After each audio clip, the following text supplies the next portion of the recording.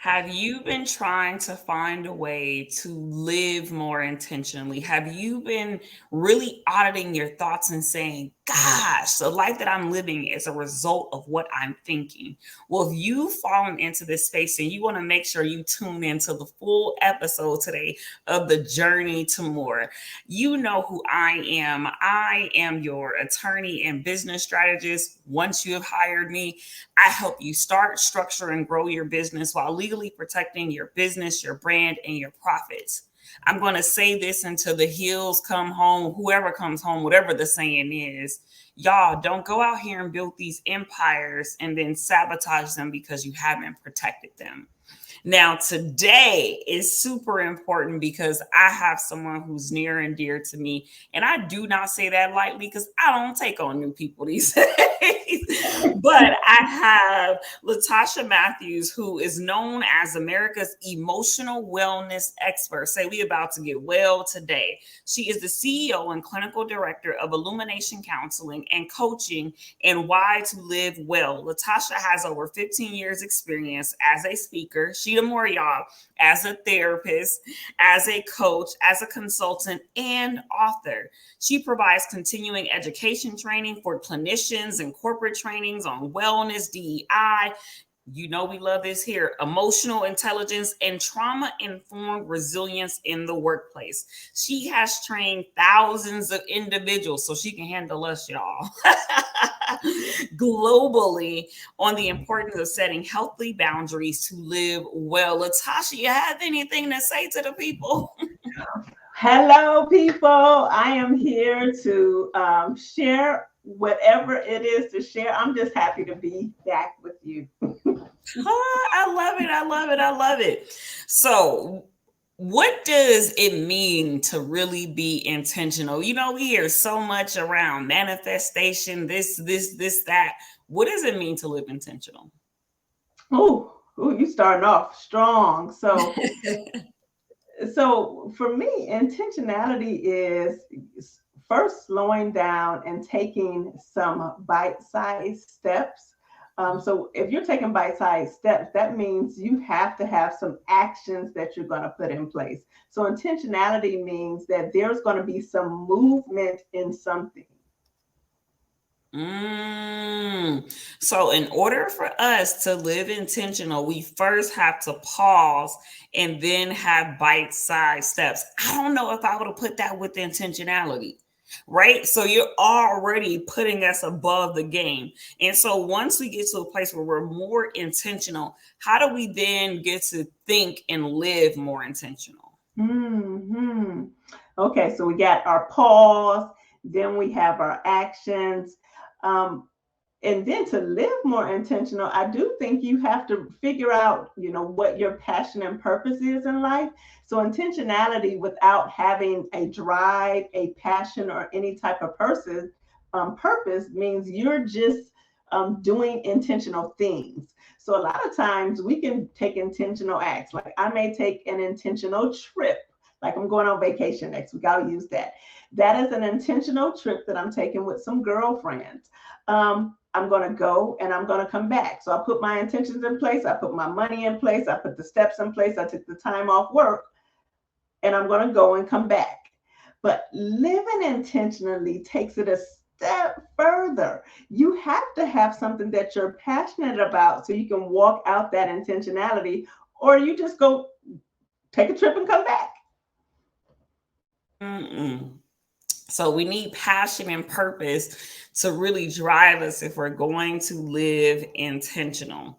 Now, we think about that and where you are. We know you have these decades of experience of helping people, but we know we all don't start where we are at the journey now. So, can you share a pivotal moment in your life when you realize the true power of living and thinking intentionally? Yes, yes. I think you will appreciate this example based on the work that you do. If I met you years ago, you would have been advocating for me. So the intentional moment that shifted my life was when I worked in HR. For those who are listening, we know what HR is supposed to do for employees. It's supposed to protect employees, make sure that employees can work well, get paid well, have an environment to go home and take care of their families. But I found that to be a little not the case. I found myself advocating and losing a battle for employees that were not getting that proper treatment. And so I had to make an intentional decision to step out of an environment that, I went to school for. I got a 4-year degree. I got my PHR. I got my SPHR, did all the certifications, and was on the way to climbing the corporate ladder. And so when you talk about making intentional shifts, I knew that I was not passionate about people being treated poorly, right? So sometimes intentionality will have you taking a step back. Yeah, no, that's so good. I think about something that caused me to live with intention a lot more than what I was used to. Is when I started law school as an evening student and working full time throughout the day. And that was pivotal in my life because I had to shift how I did everything if I was going to have some type of life outside of law school. And I remember Mm. someone saying to me, like, you cannot go to law school and work a job. Like, it's impossible. And when I tell you, I somehow was able to do things that most people would say is impossible during that time. That's literally what happened. Like my dating life was on fire. I was able to join an organization I always wanted to join. I was able to get into the best shape of my life when someone told me I couldn't do it. And it was like me getting up every morning, programming my mind the right way. Right. And I need to get back to programming that way, but programming my mind the right way to take on literally like a 15-hour day, Mm. to Mm. think and live intentionally. And so from there on, it almost built like this muscle in me that, like, I already thought I couldn't do nothing, but now I'm like, what? No, I can't.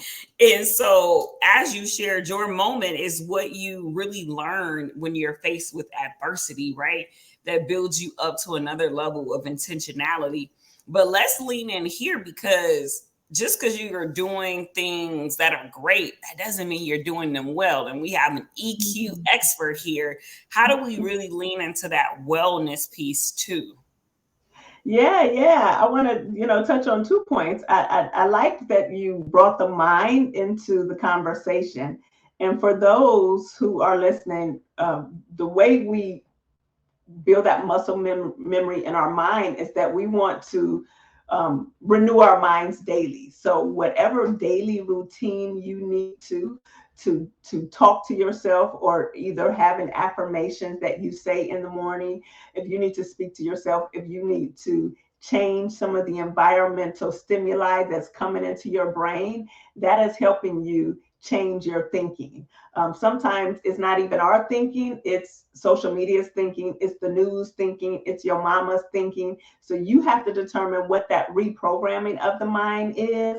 And then you need to look at some of those domains of wellness. Sometimes we get so zealous, we want to focus on one area. So I'm going to focus on my finances, but I'm going to eat whatever I want to eat over here. Or I'm not going to focus on my socialization. I'm going to stay in the house and stay to myself. So there are about 9 domains of wellness, and we want to make sure that we're tapping into all of them. There is an intellectual wellness, there is spiritual wellness, there is financial wellness, there is emotional wellness, there is also environmental wellness, there is let me see if I can, I'm running them off now. There's uh, probably a couple more that will come back to me, but the domains of wellness will allow you to just look at the area so you don't get so focused on one area. You need to have some, I wouldn't call it balance, I would call it prioritization on what area you need to focus on in a particular season of your life. Well, I mean, one, I never knew it was 9 areas of wellness. So we're learning things. Look, I have to grab my notepad so I can make sure I don't forget that. Especially me, because sometimes I can lean in and be going down the road on that one domain, right? Everything else a fire. It's a fire blazing. I got that one domain locked in. But the other thing that you kind of mentioned was prioritization and determining what season you're in. How do Mm. we go about really assessing the season we're in and how to pull on that domain of priority for that season? Yes, definitely. Because my guess is that your listeners are busy, you know, educated men and women who are doing some amazing things in the world. I think we have to pause. It goes back to the initial with intentionality, pausing and allowing ourselves to sit in a space long enough to feel. I think we have done a lot to not feel, whether it's the trauma from the pandemic or we weren't taught to feel. And so we don't want to feel or hear anything that our bodies are telling us. And sometimes people will say, well, I don't know what my body is saying. Well, if you stop for a moment, that headache that you had for 3 days is telling you something. You may think that random pain in your side is just something because you were running too fast. It's still telling you something. It's telling you that you need to give that area more attention. So it's pausing, locating the feeling, sitting with it. If you can't take the feeling, get someone to help you with the feeling and just really own that before moving forward. That's going to tell you what season you're in. That is so, so rich for us to take that pause and follow it to a T, just like she said, for us to really recognize where we are. Like I heard this saying before, you're like, you have to locate you to know where to guide you next. And so Mm. if you haven't located you, you have no idea where, you are to go. And I think about, let's just keep it a buck, right? This is I am and more. We're journeying to more. Recently, I engaged in therapy yet again. I'm always going to be engaging in therapy because I do a lot, and I process a lot, and I'm growing a lot. And so the thing that we came up with now is that at this season that I'm in now, I haven't defined my values and my needs in a real way. So then I'm unclear. Right. And so, like, to hear that, like, oh, Jamila, you got some clarity. Like, there's some clarification you have to do at this level because you've grown so much, you shifted so much. What mattered to you 4 years ago does not matter to you now. Don't talk to me about reality TV all day. I don't have time. Ooh, ooh, ooh, ooh, ooh. Let me just say this. Look, is your therapist my therapist? Because it sounds like, I'm a therapist and I'm talking about my therapist. We're talking about the same thing because sometimes we are, I do a lot of inner child work. And so what that causes you to do is to go back to past needs, but recognize you don't need those needs anymore. I had to spend some time, you know, identifying why I wanted to join an organization that I wanted to join in college. That has been 22 years ago. And I'm pouting and have not even assessed my reasons why. I'm about to go on this journey and then get on the other side and not even have any clarity to why I mean, my 20-year-old self didn't know what they wanted. And even if it's the same as my 51-year-old self, I need to have a conversation. Both selves need to come together. They need to have a talk. Right. So it's all about being intentional. I think what we're both talking about now is being honest, being vulnerable, and being open to do a backseat, do it again. That's so good. Like, if you're really going to dial down to the deepest levels of intentionality, you have to be honest, you have to be open, you have to be vulnerable.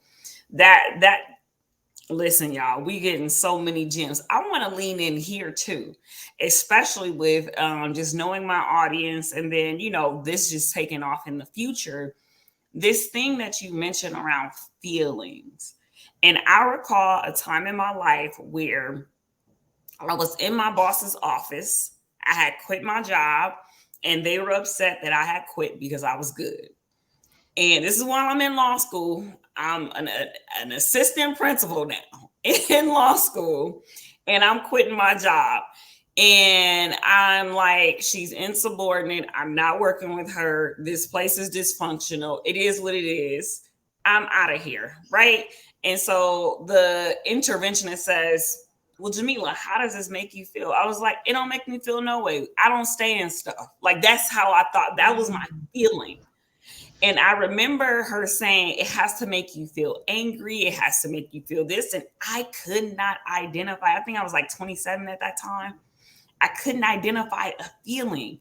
And I knew I wasn't alone in not being able to identify my feelings because, some of us may numb things. We may just get over things, whatever it is. But can we just dive down here and just, what would you have done if I had come into your office saying that? Well, I definitely think that sometimes feelings are overrated for some. And so for those that don't want to deal with the feelings, I think I would really take time to help that person perhaps describe what's kind of going on with them. I think people connect with feelings in a different way. Specifically, if you're in your childhood and you didn't hear feeling words, there was something that you can attach to that feeling that maybe wasn't like that, the normal happy, sad, mad, angry, the ones that they do on a little feeling chart for the kiddos.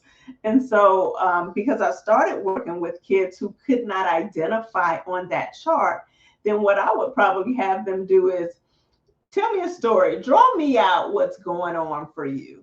And sometimes when you attach that story to another story, you may be able to get the thought. Sometimes people live in the land of thoughts and are so disconnected with their feelings that you're not going to be able to pull out a feeling in that moment. Um, there is a word called disassociation, and that's when you disconnect with your feelings for your own safety. Some people don't need to feel because there may be some problems in the camp. When you see people going around doing a lot of stuff, that's because they have reconnected with their feelings and they don't really have the skills to manage. That's that emotional intelligence. They're not self aware that if Johnny says one more thing to them, that it's going to be a problem. And so then Johnny says one more thing, and then it's a problem for a whole school. So I know we want people to express themselves, but also this society doesn't really look good on people expressing themselves. So for you in that office, that was the safest thing for you to do is not show your feelings. Then people weren't looking out for you. You were leaving. They wanted you to stay. So that was not working in your favor. So I do think being in a safe environment gives you more freedom and vulnerability to share or even connect with your feelings in a different way. That's rich all in itself. Like Mhm. identifying what environments are safe and then being able to then know whether or not you should express or share your different feelings. And I think one of the things that you mentioned was I remember after that meeting, because I don't like to live in ignorance. Like that's just a personal Mhm. thing for me. I don't like to live in ignorance. So I went to the counselor's office and I started looking up feelings. And Mhm. now I'm thinking about myself almost a decade, a little under a decade later. And I will stop and I will pause and say, I'm disappointed at this. Mhm. Hmm. That's how I feel about that. Like I'm having a moment where I'm sad, I'm grieving. And so being able to start there then allows me then to do more of the work where you talk about like growing in a season, right? And so even just being able to identify the different things that make me happy. Most people don't know what makes them happy. And so to your point, when we go back and we get to those the little us and what the little us was experiencing and feeling and how they learned to disassociate, that's a whole new one. I'm gonna take that one, Latasha. Just so you know, are you disassociating right now? Jamila, you didn't go to school for this. Be quiet. But it's important. And the one thing that you and I being entrepreneurs, we have the constant life of like just ups and downs in a sense, dealing with so many different personalities and consistently dealing with rejection. Mm. So then how do we as entrepreneurs operate with a greater level to like live and think intentionally well? Yeah, I definitely think that being an entrepreneur is just not a title. It's not for the faint at heart. I have been practicing since 2012 and essentially have been some form or shape of entrepreneur. Whether it's a 1099, when you're a 1099, whether you got a shingle, you are an entrepreneur because you have to pay all of the stuff. Whether it's for somebody else, you still are paying all of the things. I think just allowing yourself to grow. I've had to grow so much over the years. I've had to change some things. I've had to set a lot of boundaries. That's an area that I talk about, I write about, and I'm still learning about boundaries that I need to set. I used to say, I used to talk a lot about the no, and what you need to limit yourself to. But now I talk more about, the yes. What do you need to say yes to so that you can live a more intentional life, right? So it's not about thinking of who do you need to restrict. It's going back to what you said, identifying your values. Your values is the yes. Everything else is the no. Listen, I almost would have to just pause and just not because I'm like, wait a minute, your values is the yes. Everything else is the no. Right? And so can you I think about some of my values. Some of my values are authenticity. What's another one that I started making a list since I got the homework. Authenticity, the ability to have vulnerability and truth in whatever relationship it is. Like even if like when I was in an employee employer relationship, I did not like if a boss was being deceitful. As a matter of Mm, fact, that's the reason why I left my last job, mm. right? And not being able to operate with love and empathy and concern for others. So those are values for me. But how does a person go about even discovering their values? Because this may be the first time that they're hearing something like this. Yeah, I definitely think if the listeners have not identified a good therapist, you really have to just sit with what are 5 or 6 areas that are non negotiables, things that are extremely important to you. And without these things, there would not be a you. So when I think of my values, I think of authenticity and respect. And I recognize early on in life, whether it was friends, relationships, or supervisors, when I did not feel respected, when I could not be authentic, those environments didn't work for me. So eventually I left. And so I used to think I must be the problem, but now I recognize that those are values. And if those environments don't serve me, I'll always leave. So I quit dating the people who don't respect me and I can't be authentic. I quit hanging around girlfriends who don't want to hear what I have to say. And it's worked out a lot better.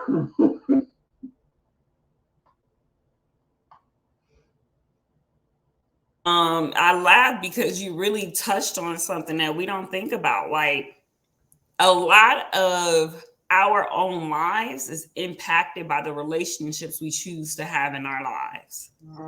And so, if we aren't choosing the right relationships, if we aren't handling boundaries properly in our lives, then we don't get to live optimally and intentionally the way that we should. And that leads me down the path of the people pleaser, right? The one who fails to take care of themselves because they're so concerned about everyone else and trying to make sure everyone else is good. This could be a mom, this could be a wife, this could be, just a great human being who just, will sacrifice everything. A man who, may have had some trauma or something, and it's like, how do you help people who come in when you recognize they have people pleasing issues? Because that stunts their intentionality. Yeah, definitely. I will first say you are enough. You are worth having someone take care of you just like you take care of them. I definitely think at the core, people pleasing, all it's saying is, I want someone to meet my needs just like I'm meeting theirs. So if I continue to please them, eventually they're going to please me. Unfortunately, it rarely happens that way. So just know that you are enough and you deserve to be in a friendship, a relationship, a co-workership with someone who is mutually wanting to respect you and allow you to be valued, heard, seen, and understood. Value, heard, seen, and understood. I'm going to say that again: value, heard, seen, and understood. And that's important, right? Because if you are not well, then you won't be able to live well. And it's a thing that I think for years, this is just my observation, for years, especially in urban communities or communities of people of color, we have learned to adopt this survival mentality, which isn't a life full of wellness. Right. And one of the domains that we typically focus on is the only domain of finances, which is provision. Right. But then everything else kind of falls down the wayside. And so, how do we begin to shift our focus? What are like three things we could start doing tomorrow that will help us live more well as we're living and thinking intentionally?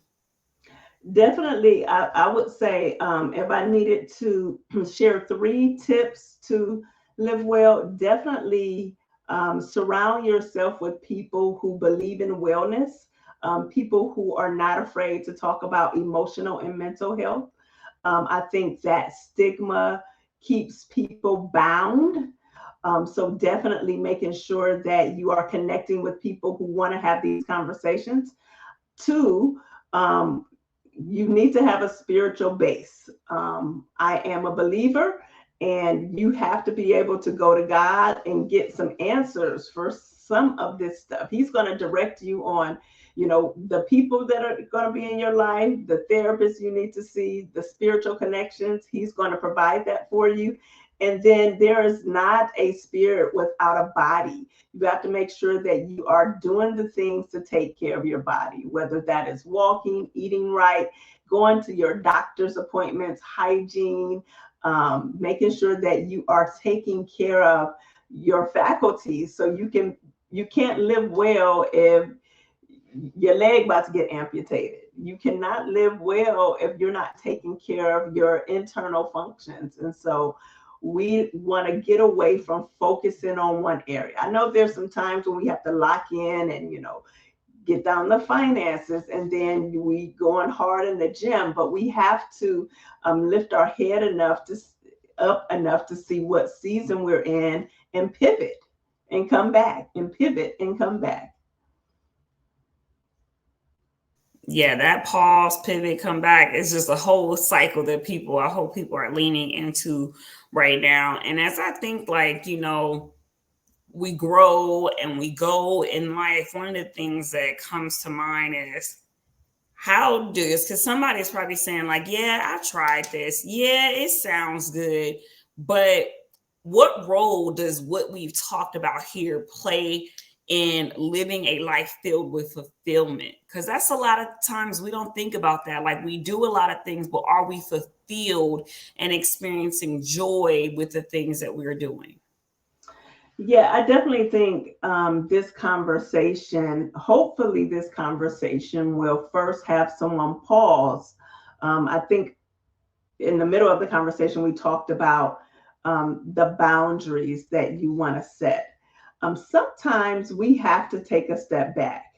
Sometimes we may be going down a path. Maybe it was what our moms told us to do. Maybe we thought this career or this degree or this relationship was going to serve in a way. Sometimes you have to do a back. So you have to be courageous enough to say, I want to live an intentional life, and this is not it. Get the resources to get that, but don't keep going. We only get one chance at it. You cannot go the same route. Let me tell you, you see the side? What I took away is you have to be willing to really face you, Mm. face your choices, face your past. Because if you're going to say this is not it, that point, that part where you said the courage, if we are not courageous enough to say this ain't really how I want to live anymore. And at some point we can recognize and own that that worked for us in a previous season. But now that Mm. we've tuned into this broadcast, now that we're pausing so we can live and think intentionally to build our wellness, then we're saying, dang, it's not too late for me to do some type of course correction because Mm. this ain't it. That's what I would say. I know I'm an attorney and I got to have all the words right and stuff, but sometimes you just need to say it how it is. This ain't it. And if this is your this ain't it moment in life, that's a signal for you to really pause. You definitely want to make sure you're connecting with Latasha on LinkedIn and on Facebook so that you can get these tips for wellness, right? She may not be able to be your therapist, but she may be able to point you to someone who could be your therapist, or she can coach you through some things from a non-clinical perspective. you know? And so, Latasha, as we come to a close, do you have any final thoughts on this topic, on anything that we've discussed? Well, I'm just excited to be here. I like that we started off with just intentionality. That word is an action word. It's a it's a gentle word. You can break it down into parts. You don't have to do all of the pieces. It's important for you to know that you can start, stop, and pivot. Um, and and if you're out here and you need help with it, again, I can't be everyone's therapist. I do work with organizations. If you are interested in making sure that your employees or your women in leadership are well, reach out to me. I would love to share some tips with you. And this just has been a great conversation. Wow. Well, we thank you for coming and pouring into us to help us live more well, to help us live and think more intentionally. Listen, y'all know if you want to be intentional with your business, if you want to be intentional about making sure you actually have a business that someone else isn't stealing or you're not stealing someone else's business, y'all think I'm just saying stuff? Nah, I deal with this every day. I see what's happening to y'all in this entrepreneurial space. You want to make sure that you connect with me. Go to iamandmore.com where you can sign up for a free discovery call and at least get intentionally in a space where you have enough knowledge about what you need to do with your business. Y'all, it's been another great episode. I can't wait to see you next week. Take care. Be Bye. more, be more, and live more as we journey to more.